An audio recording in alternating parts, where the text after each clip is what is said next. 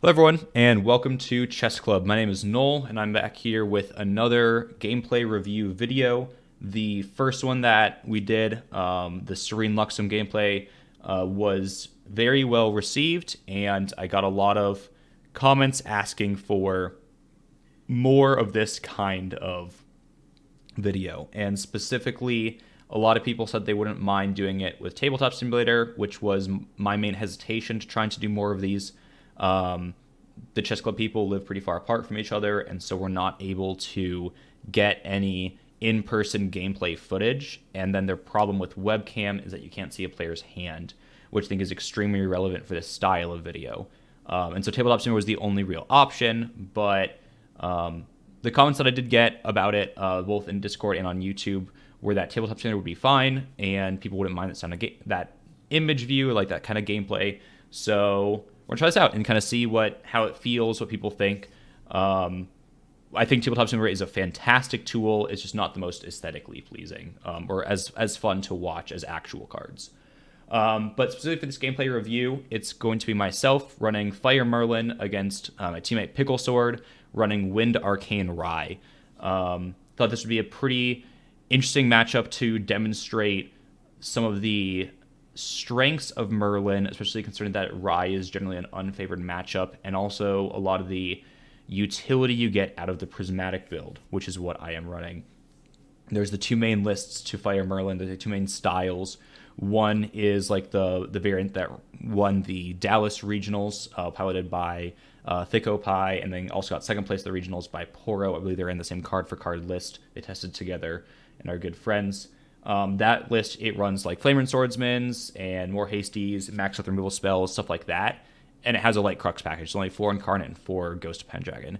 Compared to our list, which is much more Crux heavy. We're running 4 Ascension, 4 Crux Sight, 4 Ghosts, 3 Incarnates, and then we're also running Wind and Water floats.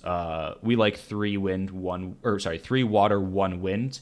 The idea being that water is the one you almost always want to see so that you're maintaining your influence whenever you're looping. Influence brings your opponent down on, wind brings your opponent down on influence, which is extremely valuable. But it's the less necessary one in our opinion. We'd rather guarantee water than have wind is kind of the thinking. And so the value of it is that it gives you a much higher ceiling, and that you're just sacrificing some more of your early game interaction. But yeah, so that's kind of the thought process behind the deck. And I just want to sort of get into this gameplay. Watching this here in 2x speed, just to kind of speed through it.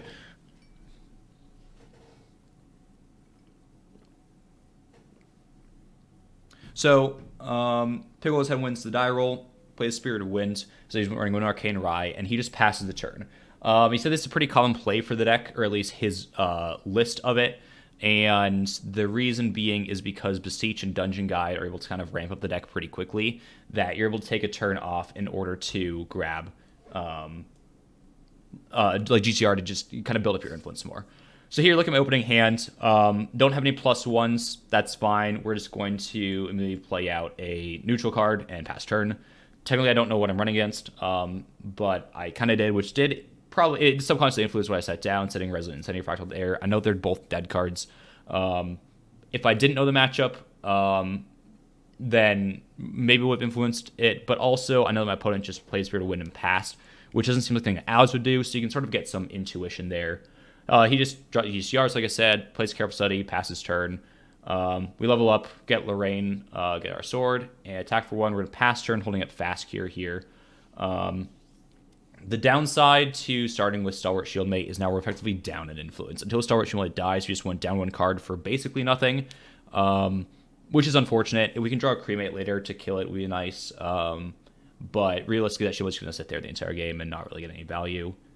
So your Pickle levels up Dungeon Guides up to level 2, which is very good because now he's turn 3 on level 2. Not the fastest start, but at the very least, he is now on rate. The Dungeon Guide making up for grabbing the GCR.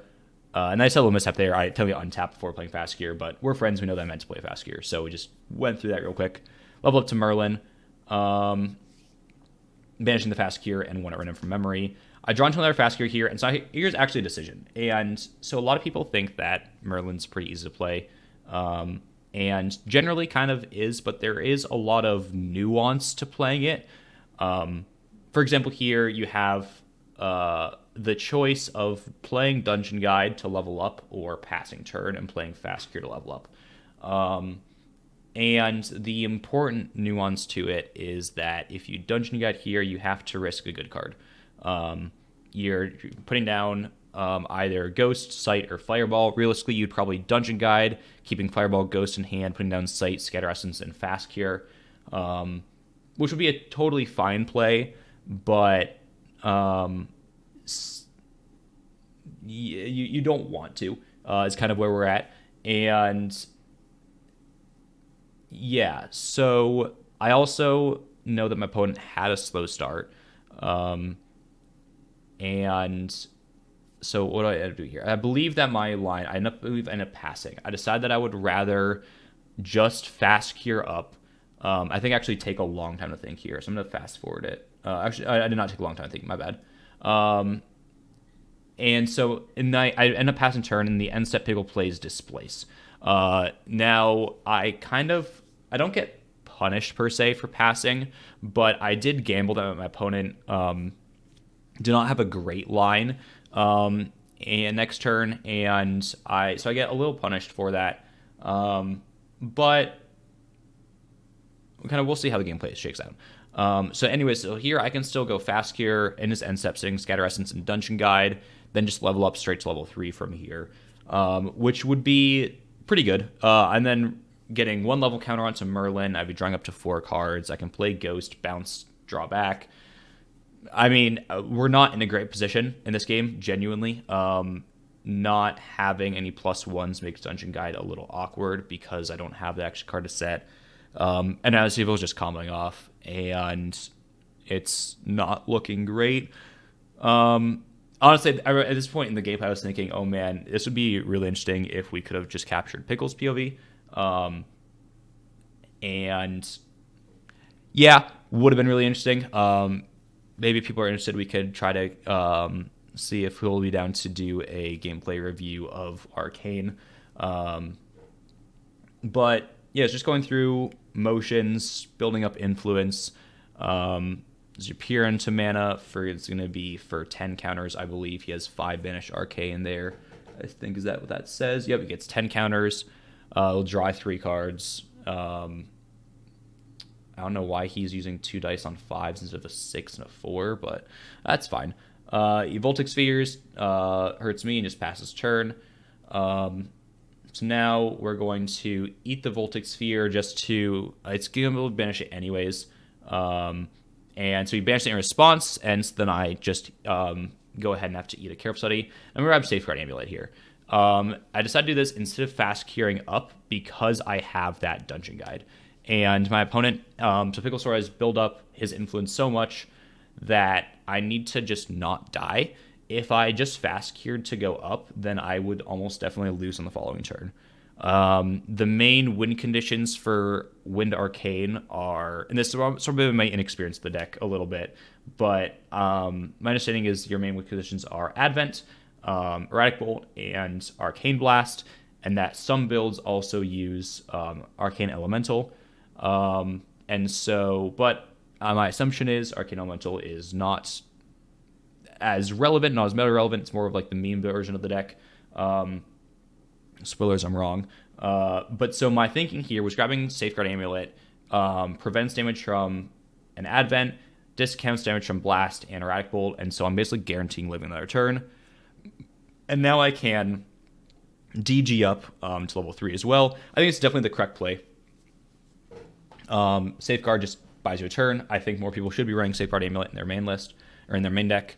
But I digress. Anyways, level up.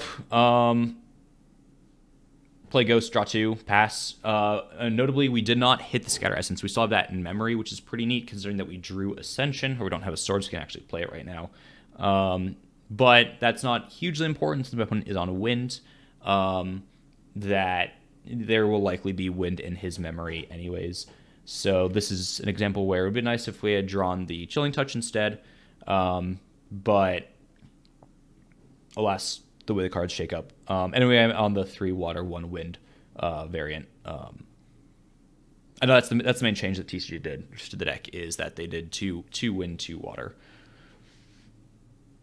He's going to power overwhelming here, and this is basically signaling that he has lethal. He's at 7 arcane, that's 9, so he's level 12 currently, plus another 1 from Tome, so he's level 13. Here's an Advent for 2, Safeguard and Response, just so that he doesn't kill me. Neat trick for playing this deck on Table Simulator. Just set your hand off to the side like people did here. Draw 13 cards or how many cards you're drawing and set them off to the side. You can turn your hand to your hand. And it's just a lot faster than picking up the cards one at a time. So he's just pulling apart all the arcane spells that he wants to banish. I believe this ended up being 5 here. Now, a trick you can do for Safeguard Amulet is to not banish anything, and then just save it for then the next turn at the event again. However, Pickle inside here, so I just go banish them and clear my board. He definitely misplayed by killing the Stalwart Shieldmate because he just gave me a float for free. Yes, there was a misplay on his part. But now he's able to just kind of stack his deck. He's able to put an Advent on top for next turn. And odds are very low that I'm going to live another turn. I basically will need to stick a deer, but I also just saw he put a Disorienting Winds on top, so we'll be able to bounce a deer.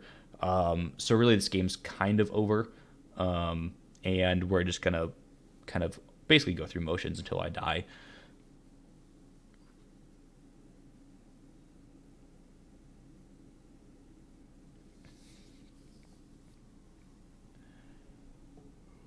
Yeah, so this showcases that Merlin is distinctly disadvantaged against Rye. The deck is not terribly fast. He has Arcane Elemental. Merlin is not terribly fast, and Rye is. And so here now he's blasts for 7, blasts for 7, blasts another 7, now plays the Elemental and attacks for 7. And so that's lethal. It didn't even get to go to the next turn. Killed through Safeguard Amulet. Yeah, that's one of the distinct advantages to the wind list, is that because you have the power damage from Arcane Elemental, you can sort of have some more variance there. Now we do a quick sideboarding. I'm putting in 2 Blanche, and I'm putting in Tithe Proclamation. Tithe Proclamation is swapping out for Terrafring, because Terrafring does nothing in this matchup. Tithe, if I get the time to play it, could be impactful. Blanche is amazing here. I think I ended up setting up Resolute Stands, which is a mistake. I should have set it out to Focus Flames. You can see that I kind of thought about it a little bit. Or I should have shut it out like Spurn to Ash. The reason I took out Resolutes is just to keep my Flare count high, because you do want to make sure that you have a mix of elements for Prismatic Edge. But Resolute Stand is actually relevant in this matchup because of the Arcane Elementals. So should have kept those in, but minor misplay or minor mistake there. Shouldn't really matter, all things considered. Got a Tithe Proclamation there. Okay, so we're grabbing Spirit of Fire. It's normal. Shuffle up, draw 7. Now this turn's amazing. We have Creative Shock and Stalwart Shieldmate right off the bat, so we know that's what we're playing. I'm just shuffling around how I'm paying for it in my hand. It's good to think that when you're shocking, discarding a float guarantee, it doesn't technically matter what you set down, but it is a good habit to kind of plan out what you are going to set down anyways, just in case something weird happens. Like, I don't know, if for some reason you decide that you don't want to use a float or anything like that, you still want to set things down that you're okay with risking losing. Anyways, we drew into another shock, which is pretty awesome. So now we're just going to rearrange our hand, figure out how we're paying for our next shock, passing turn. And notably here, I shifted around that fractal and the sight. My thinking was that I was going to shock, setting sight, guaranteeing discarding the fractal. However, 1, I'm not on mage, so that doesn't matter. And 2, I decided to go with a scry instead, realizing that I would rather hold the extra turn, see if I can draw into another floating memory before activating the shock, just because if I can get the +1, it's extremely valuable. My hand's pretty good at this point. So now here we level up. We draw into that Stalwart Shieldmate, kind of as commented. And now we can just shock easily. On Pickle Star, I need to play Invoker. Great card. Just gets pressure, gets cycling, so it's neutral. Yeah, awesome. Stacks on R1. The early game in either of these, in this matchup, doesn't like there isn't really much to talk about. It's really sort of management, kind of ignoring what Pickle's doing. We're both just kind of solitaring up until late game, where we're actually going to have some interaction.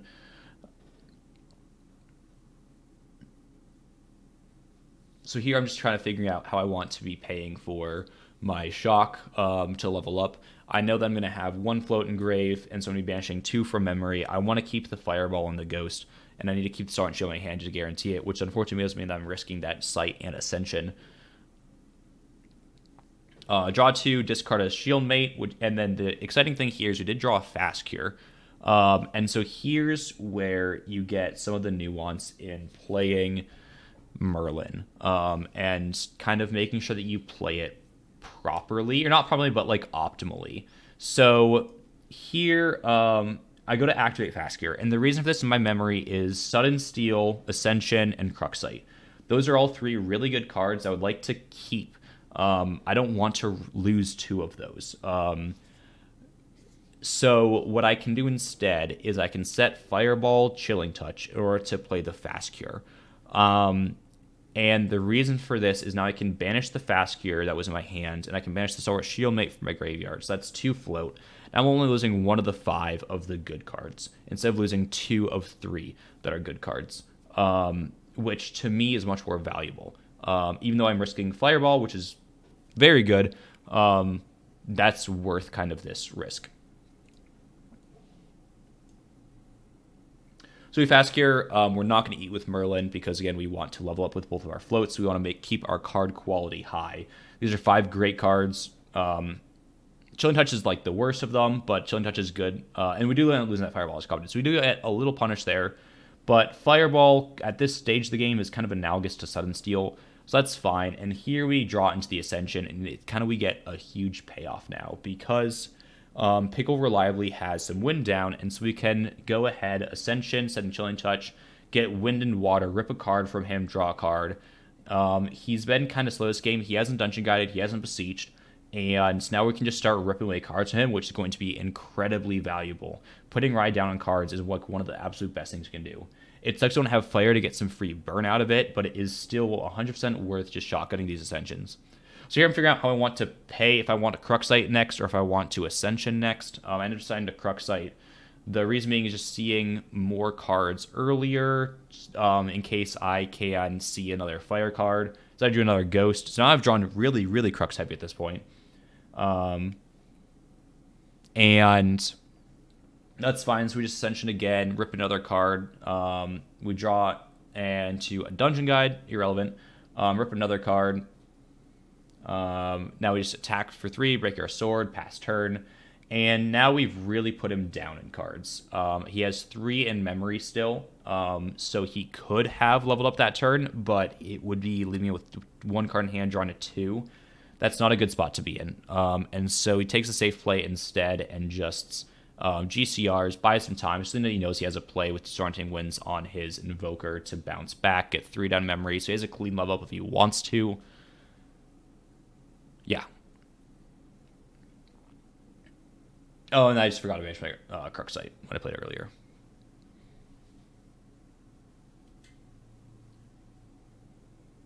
So now we're going to go ahead to my turn. Oh, we had a little mistake there. We're having Sword of Seeking. So here's where I thought over this Materialize a lot. And the reason for it is because I know that I want a card that I can return with Ghosts, but I wanted to count through to see if it was possible, like if there was a combination of cards I knew I could do that like would let me incarnate this turn.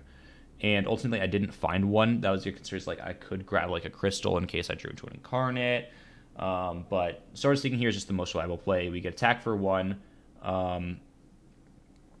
and still bounce it back with Ghosts. And the big thing is, I think the other thing I was considering was playing a Drawnblade. I don't really mind losing a card there, but the big thing is I'm on level I'm on an even counter turn here, so I want to make sure I can get the value out of that attack damage and still be able to play the Ghost to bounce back.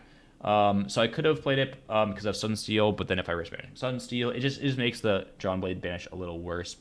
Drawn Blade maybe probably would have been better anyways. But we're just going to go ahead, playing Sudden Steel here, just get the damage in, start chipping away. So say if I draw more Sudden Steel, it would be good. Now we can just play a Ghost, draw 2 more cards. Nothing crazy. Oh, we're gonna, yeah. So we can, here's the thing, we can Cruxite for Prismatic Edge, reveal Wind, Water again, and then hopefully, or reveal Fire, Water, hopefully hit Wind to rip another card. And we can do that, then play Ghosts, bounce back our Sword. So yeah, I like this line a lot.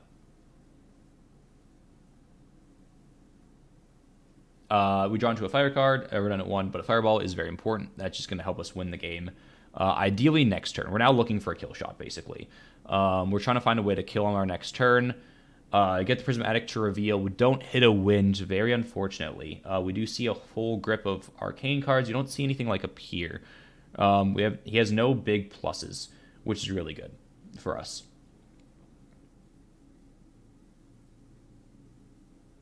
Now I can Ghost back the Sword, draw 2, attack for 2. And here you can just pass turn.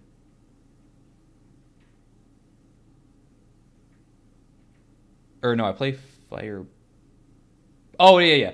No, because he's dead actually. It took me a minute to realize this in game, and it always happens to me. Is I just miscount damage, or not miscount damage, but like assume that they're on the higher level than they are. He's only level has 22 health, so I just have a lethal line. Because this puts him to 24. Because I saw the fireball and I was like, oh, I'll put him to 24. He's not dead because he has 25 health, but no. So this is lethal.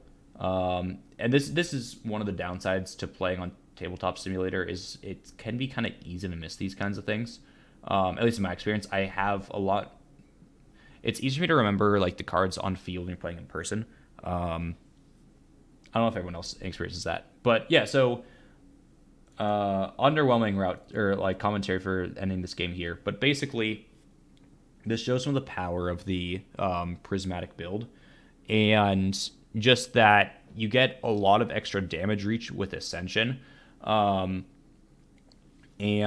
you get a lot of extra like the reason I won this game is because I ripped 3 cards away from it with Wind, with his own wind cards, and that's very powerful. Like it denied him a level up, denied him a turn of playing arcane cards, and then kept his health lower. That this fireball is just lethal.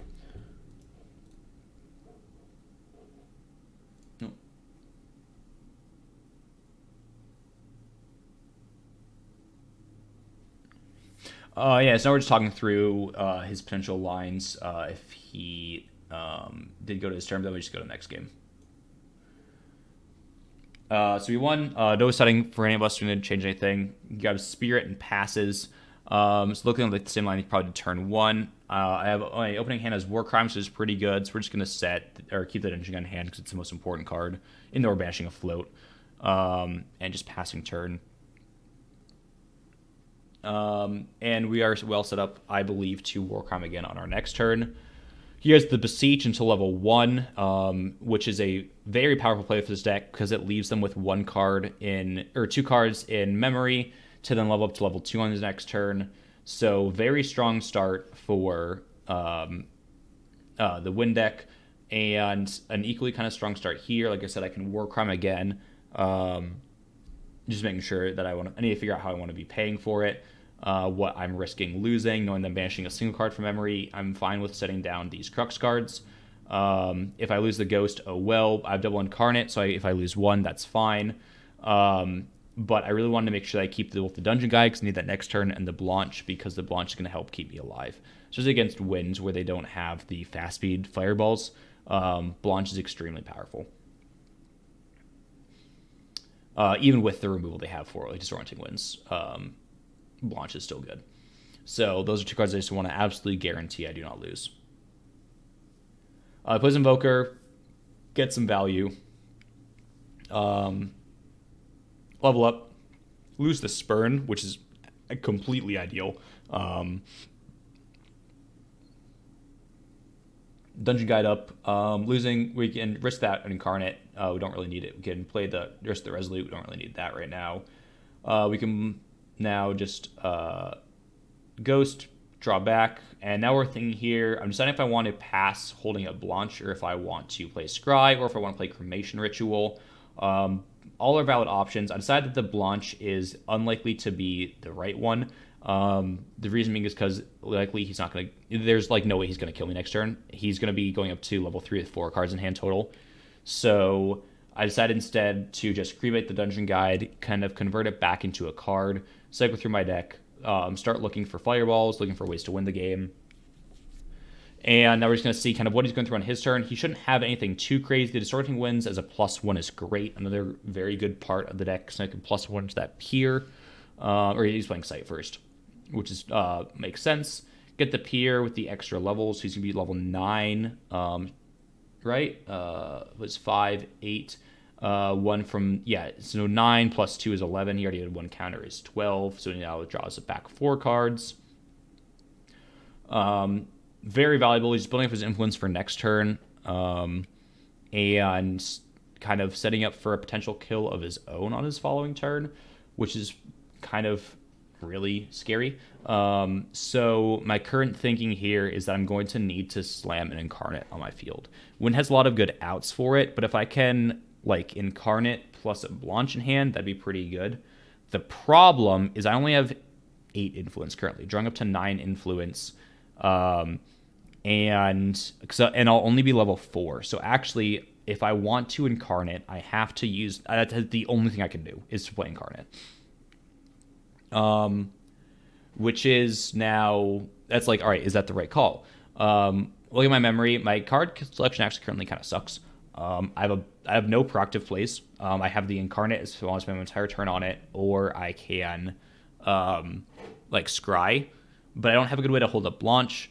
So yeah, it's kind of an awkward spot completely. And then he ends a turn, beseeches out a Nullifying Lantern.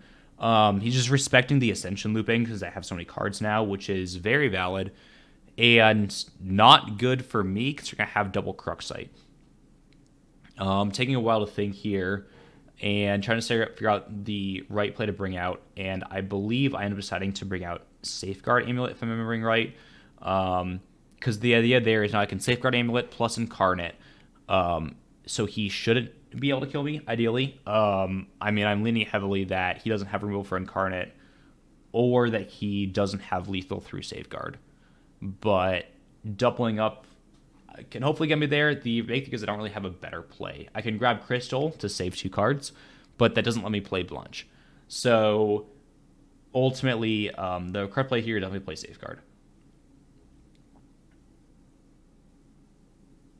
He already has a bunch of influence. Playing Tithe isn't going to be impactful. And yeah, I decided to get Safeguard, get my level, recollect, draw for turn, then just attack for 3 and play Incarnate.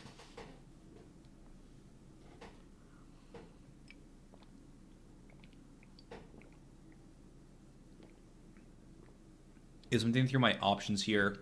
If there's anything else really, there are no other good lines in this hand. I decided, that's right. I decided to play Cruxites. My thinking here is, for one, this is a misplay. I should not have played the Cruxites. My thinking was see if I can draw into something that would be impactful, like a Ghost that I could then play, maybe bounce the site, draw 2 cards, build up a memory, and then just have Blanche on board. The problem, though, is that that's just worse than playing Spirit and Safeguard. And then playing the Cruxites opens up the possibility of drawing a Spurn is like my only valid play. And it's like, okay, well, I can play Spurn, clear the Lantern. Now my Cruxites are alive again.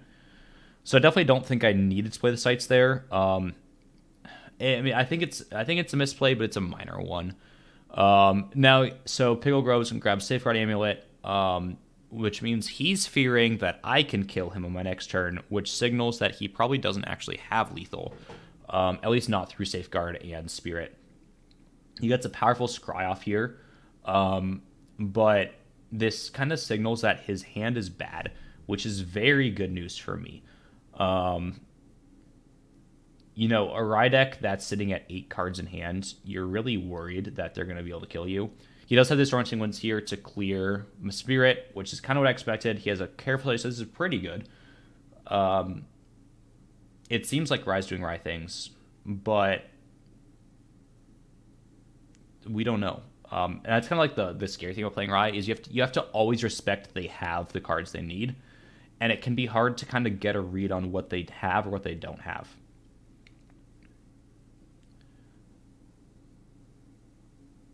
Which is also why I think it'd be interesting to have a POV gameplay as the Rye player. So a Windrider Vanguard here, this definitely signals his hand is bad. That means he's playing it to cycle a card when he only had the 2 counters. That's not good. That or like it's a fine play, but it's not the play you want to be making. So now we're like, okay, we're possibly in a good spot. So my thinking here is kind of what I mentioned back earlier that I could have played a Drawn Blade is I can play a Drawn Blade and I risk the 1 and 8 of Banishing Fireball.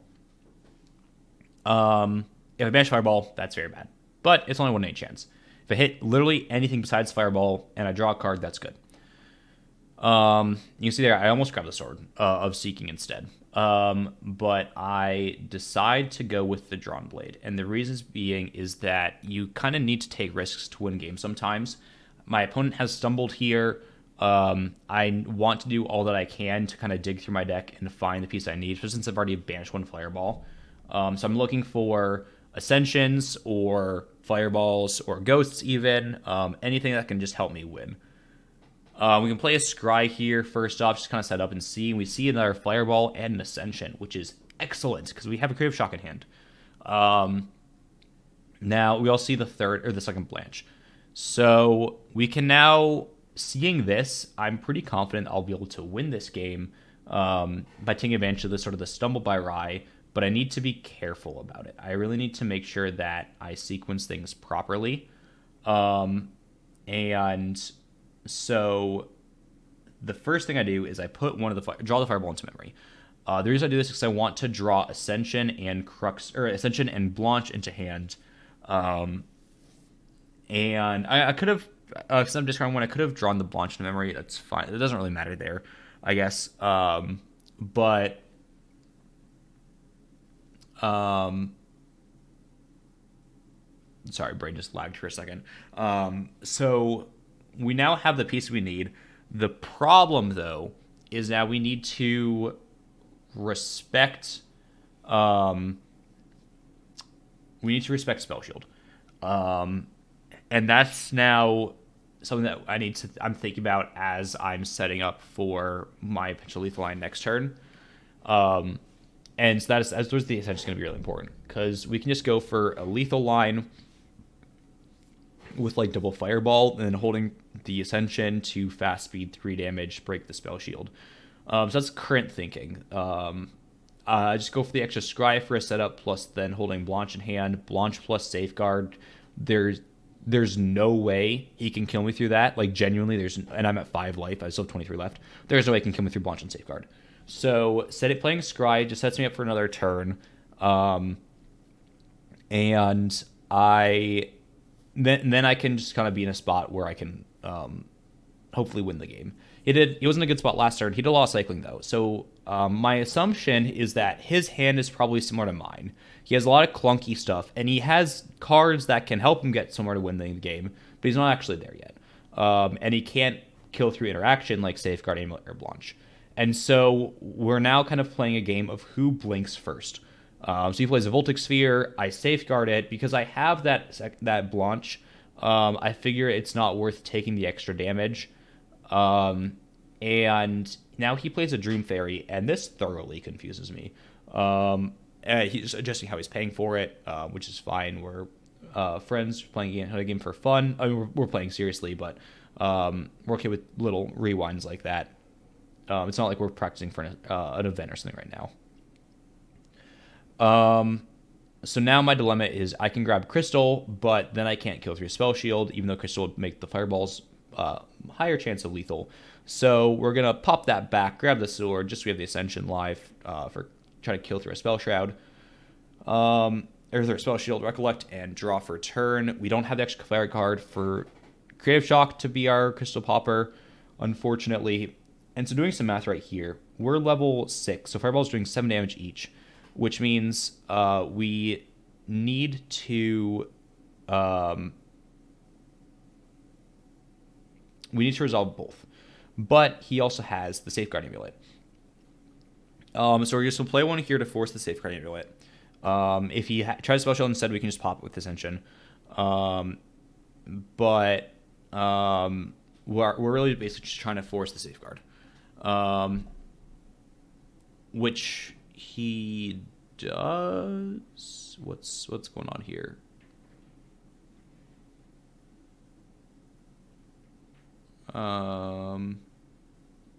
Okay. I think we were talking about something. I'm not sure what we were talking about. And now I'm just thinking. This is the downside against TTS is it's hard to kind of intuit some of these boards. Wait, what has happened with? Oh, I moved my Safeguard into the banishment. It was already banished. I just had it sitting next to it. Okay. We're on the same page now. I passed my turn. His turn. He just Storm Tyrant's Eye, and now I'm looking for lethal. I actually have lethal in hand now after that Fireball resolved. Once again, I needed to respect Spell Shield. And so let me pause here to kind of go through the numbers. So he's at 16 after that Spell Shield, or after that Fireball. I need to kill through I need to kill him, but I can't kill through a Spell Shield because I need the 3 damage from Ascension plus the damage from Fireball. I have the Fire card now to enable Prismatic Edge with the Creative Shock, which is good. Or I already had the Creative Shock, so I knew that. But so now I'm trying to put myself into a game where, like, who blinks first? Because I can Fireball for 7 damage, puts him to 23. Ascension into Prismatic Edge for 3 damage is 26. A Spell Shield on either of those makes me lose. Spell Shield on either of those makes me lose. So we want to kind of force a board state where Pickle taps out, or puts his entire hand down, that I can then, in response, kill him on his turn, is what I'm now going to be looking for here.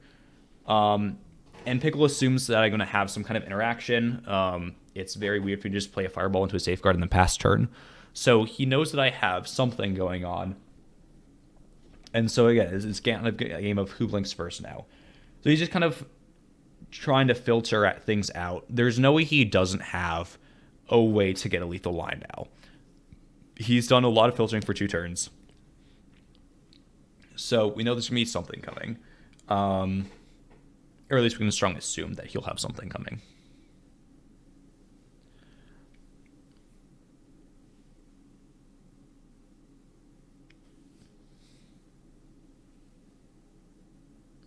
A lot of things going here with this Scry. Looks like he ends up... That's a stack of 2 and a stack of 7, I think.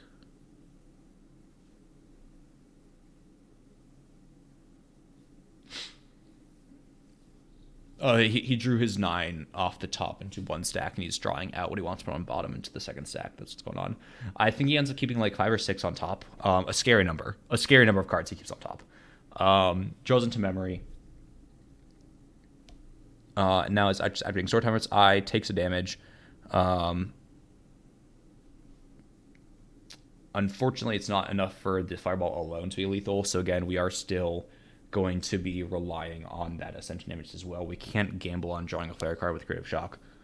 So I think I'm taking the 1. My thing here is Resolute because I saw the Arcane Elemental, but I want to force it first. Just making sure that he has the right number of Arcane cards for it. He attacks, I Resolute, and I'm going to hard cast. Or no, I should end up... I alt cast it. Good. And the reason that I want to alt cast it is because then I can I'm trying to figure out the math exactly on it, but then I can do a cool sequence of. I think I can play Shock and Ascension and Fireball while also holding up Launch. No, okay. Let's do it. I can play one Blanche for 4. Um, what was the line I was thinking? Oh yeah, because so what I was thinking that I just commented is playing Shock is I could play Shock, play Blanche, and then just have that be it. But that kind of makes me lose. Actually, would be a bad play because they can just kill the one Blanche and then I have nothing left. Doing this instead, I play a partial Blanche for 4, and I'm still actually holding up lethal in my hand because I know I have a water card. I can Ascension for 3 damage, then going down only 1 in hand size. Also have 3 in hand. I can then Fireball for the next 7 damage for lethal. But I'm also still holding up a second Blanche in case he clears the first one, and I need it to not die. So the Arcane Blast, I take 4 off of it. We're now really getting down to that cat and mouse of like he has 4 cards in hand. He needs 3 cards in hand to Fireball, up to 5 cards in hand. Goes to the Elemental Bounce and plays it again. Attacks, kills Blanche. Makes sense. He bounces it again. Now he blasts me. And so here's now where I have a lot of thinking. He has 3 cards in hand. I know one is Arcane Elemental. If I play Blanche, I will have a memory of 6. I could Ascension first. So I would have a memory of... So actually, first let's go through. I can play Blanche, memory of 6. Blast resolves. I take 6 off of it, puts me to 23. And now the Elemental at my face for another 4 puts me to 27. I wouldn't be dead, but I am dead to a follow-up Blast or extra Elemental or anything. So that line might keep me alive, but I probably lose. I can Ascension first, see another card before deciding if I want to Blanche. Would save me an extra damage, but that isn't really going to be that impactful. Or I can go for the lethal line. He has 3 cards left in hand. One's Arcane Elemental, so he has 2 unknowns. And I have to think, what are the odds that he has Spell Shield? I'm going to play as I kind of think through this. This is kind of what's going through my head here, is I'm trying to think about his Spell Shield odds. Or not just the odds of did he have it, but if he had it, did he keep it in hand? And realistically, the safe line